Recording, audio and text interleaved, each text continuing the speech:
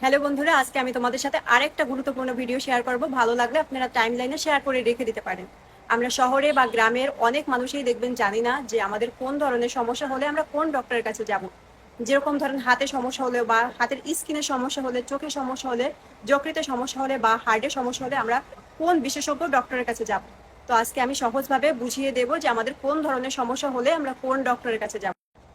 চর্মরোগ বিশেষজ্ঞ doctor dermatologist, heart বা হৃদরোগ বিশেষজ্ঞ ডক্টর কার্ডিওলজিস্ট, গাইনি বা স্ত্রী রোগ বিশেষজ্ঞ ডক্টর গাইনোকোলজিস্ট, চোখ রোগ বিশেষজ্ঞ ডক্টর হচ্ছে অপথালমোলজিস্ট, রক্ত বিশেষজ্ঞ ডক্টর হচ্ছে হেমাটোলজিস্ট, আর যকৃৎ বিশেষজ্ঞ ডক্টর হেপাটোলজিস্ট, ক্যান্সার বিশেষজ্ঞ ডক্টর অঙ্কোলজিস্ট, পেশি বা হাড় বিশেষজ্ঞ ডক্টর অর্থোপেডিস্ট, হরমোন বিশেষজ্ঞ ডক্টর এন্ডোক্রাইনোলজিস্ট, মানসিক রোগ বিশেষজ্ঞ ডক্টর সাইকিটিস্ট, দন্ত চিকিৎসা বা দাঁতের চিকিৎসার জন্য যে ডক্টর সেটা হচ্ছে ডেন্টিস্ট।